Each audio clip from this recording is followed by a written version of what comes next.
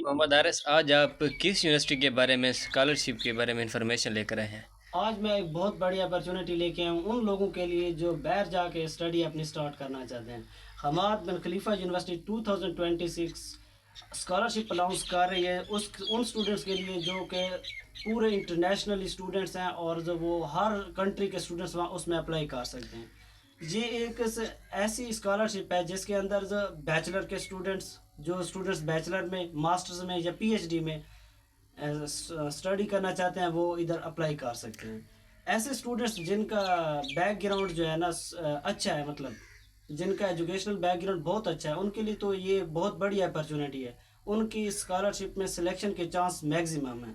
इसके अलावा बहुत सारे लोगों का ये क्वेश्चन होता है कि इसमें आर्ट्स रिक्वायर्ड है कि नहीं है। इसमें आर्ट्स बिल्कुल भी रिक्वायर्ड नहीं है, क्योंकि वो स्टूडेंट्स जिनका प्रीवियस बैकग्राउंड है, जो प्रीवियसली इंग्लिश में सारी स्टडी है, उनकी मैट्रिकुलेशन या एफएससी या बैचलर स्टडीज़ हैं, तो या फिर मास्टर स्टडीज़ हैं, वो इसमें अप्लाई कर सकते हैं। ऐसे स्टूडेंट्स जिनका जो है ना बैकग्राउंड इंग्लिश में नहीं है, उनके लिए फिर आइट्स भी रिक्वायर्ड है, टफल भी रिक्वायर्ड है। तो आप ये बताएं कि इसमें कौन कौन से डिपार्टमेंट हैं, थोड़ी इसके बारे में इंफॉर्मेशन दे दें। बिल्कुल, college of humanities and social sciences इसके अंदर है, जिसके अंदर जो मास्टर्स जो हो रही है intercultural communications, audio visual translation, digital humanities and societies, translation studies, arts in women society and developments, PhD in humanities, social sciences. इस तरह college of sciences and engineering है, जिसके अंदर कंप्यूटर इंजीनियरिंग है, हेल्थ मैनेजमेंट है, information system in health management है, master of science in cyber security है, master of science in data sciences है। इसके अलावा जो है ना कॉलेज ऑफ लॉ है इनके पास, LLM in international economic and business law, LLM in international law and foreign affairs, doctor of judicial sciences, juris doctors. ठीक है ना। ये सारे जो है ना इसके अंदर जो स्टडीज़ आ जाती है। बाकी जो है लिस्ट मैंने उसके अंदर आपके वीडियो के अंदर शेयर कर दिया, वहाँ से देख लें आप। यूनिवर्सिटी में डॉक्यूमेंट्स कौन से रिक्वायर्ड हैं अप्लाई के लिए? बिल्कुल, इस यूनिवर्सिटी में जो डॉक्यूमेंट्स रिक्वायर्ड है अप्लाई के लिए, वो आपके पास एक वैलिड पासपोर्ट होना चाहिए, सबसे पहली बात है। ठीक है ना, आपके पास एक वैलिड जब पासपोर्ट होगा तो फिर आप किसी भी स्कॉलरशिप, बैर मुल्क की स्कॉलरशिप के लिए अप्लाई कर सकते हैं। आप एक वैलिड पासपोर्ट बना लें, उसका ये फ़ायदा है कि आप किसी भी स्कॉलरशिप में अप्लाई करें, वहाँ से इजीली आप अप्लाई हो जाएगा। सेकेंडली जो है ना, आपकी एक स्टूडेंट रिज्यूम, सीवी, अपनी सीवी बहुत अच्छी रखें। ठीक है ना, अगर आपकी सीवी अट्रैक्टिव होगी तो ज़्यादा चांस है आपके स्कॉलरशिप के मिलने के। थर्डली जो है last education certificate and transcript आपके पास होने चाहिए। ठीक है ना, जो भी आपकी एजुकेशन है वो एफएससी है, बैचलर है या मास्टर है, तो वो उसके जो है ना आपके पास ट्रांसक्रिप्ट्स वगैरह होने चाहिए। आइट सर्टिफिकेट उन स्टूडेंट्स के लिए रिक्वायर्ड है जो कि जिनका इंग्लिश के अंदर प्रीवियस बैकग्राउंड या प्रीवियस उन्होंने इंग्लिश स्टडी नहीं की हुई, उनके सब्जेक्ट्स इंग्लिश में नहीं थे, तो उनको आइट्स रिक्वायर्ड है। ठीक है ना। एक लेटर ऑफ रिकमेंडेशंस, ठीक है ना, एक लेटर ऑफ रिकमेंडेशन ये होता है कि स्टूडेंट्स जो है ना अपने प्रोफेसर से लिखवाता है कि ये आखिर स्कॉलरशिप जो है ना, मैं कौन से स्कॉलरशिप में अप्लाई कर रहा हूँ और ये मैं क्यों कर रहा हूँ। ठीक है ना। इसके बाद एक उस स्टूडेंट्स का एक स्टडी प्लान होना चाहिए। ठीक है ना, मैं आखिर बाहर जाऊँगा, मैं ये स्टडी करूँगा, फिर मैं फ्यूचर में ये करना चाहता हूँ, इस वजह से मैं, या ये मेरा इंटरेस्ट है इसलिए मैं कर रहा हूँ, तो ये एक स्टडी प्लान भी उसका एक प्रॉपर होना चाहिए। पर्सनल स्टेटमेंट ऑफ इंटरेस्ट, वो अपनी स्टेटमेंट ऑफ इंटरेस्ट दे, आखिर मैं ये क्यों स्कॉलरशिप चाहता हूँ, मेरा क्यों है इस ही स्कॉलरशिप के लिए इंटरेस्ट क्यों है।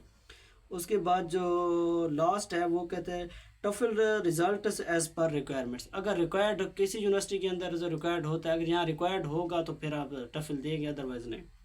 तो इस यूनिवर्सिटी की जो लोकेशन है वो किस जगह पर है, लोकेशन के बारे में बताएं आप। बिल्कुल, लोकेशन जो है state of art education city in अर्रियान, तो ये इसकी लोकेशन है। हाँ, तो ये इसमें क्या क्या चीज़ें कवरेज होते हैं, मतलब कि जो एक्सपेंडिचर होता है स्टडी के, उसके बारे में थोड़ा इन्फॉर्मेशन दें। बिल्कुल, बहुत ही अच्छा क्वेश्चन। ये हर इंटरनेशनल स्टूडेंट ये जानना चाहता है कि ये इसकी कितनी कवरेज है और इस स्कॉलरशिप के बेनिफिट्स क्या हैं, आखिर हम ये स्कॉलरशिप क्यों हासिल करें, उसके क्या बेनिफिट्स हमें होंगे। तो ये स्कॉलरशिप जो है full tuition fee coverage, tuition fee आपको बिल्कुल नहीं देनी पड़ेगी, फुल ट्यूशन फ़ी आपकी इसमें कवर हो जाएगी। सेकेंडली 7,000 कतरी रियाल जो है ना एमएस स्टूडेंट्स के लिए, और 9,000 जो है ना कतरी रियाल फॉर पीएचडी स्टूडेंट्स। ठीक है ना, ये दो चीज़ें आपके माइंड में होनी चाहिए। एमएस स्टूडेंट्स के लिए 7,000 कतरी रियाल, और जो पीएचडी स्टूडेंट्स हैं उनके लिए 9,000 कतरी रियाल। और 7,000 जो है ना कतरी रियाल, वो बैचलर स्टूडेंट्स के लिए भी यही है। ठीक है ना। उसके बाद इसका फ़्लाइट टिकट यानी कि आने जाने के जो है ना वो बिल्कुल फ्री है, वो फ्री आया जाया करेंगे, फ़्लाइट्स टिकट उनके उसमें कवर हो जाएगी, एकोमोडेशन उनको रिहाइश दी जाएगी वहाँ पे।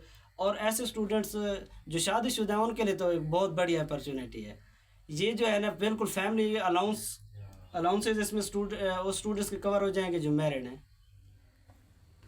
सबसे इम्पॉर्टेंट जो बात है स्कॉलरशिप, ये जो स्कॉलरशिप अगर मिल जाता है किसी को, स्कॉलरशिप अवेल कर लेता है, तो ये जो स्कॉलरशिप होगा जितने भी स्टडी का ड्यूरेशन होगा, फॉर एग्जांपल 3 ईयर या बैचलर डिग्री के लिए, तो ये पूरा 3 ईयर या 4 साल मिलेगा, या फिर 1 सेमेस्टर मिलेगा या 2 सेमेस्टर, कितना मिलेगा, ये इन्फॉर्मेशन बता दें। बिल्कुल साजिद भाई, आपने बहुत अच्छा क्वेश्चन पूछा, हर स्टूडेंट से क्वेश्चन पूछना चाहता है और ये हमारी रिस्पॉन्सिबिलिटी है कि हम उनको पूरी आगाही दें। ऐसा ना हो कि बंदे की स्कॉलरशिप एक मरतबा लग जाए, उसको आगे पता ही ना हो हमने क्या करना।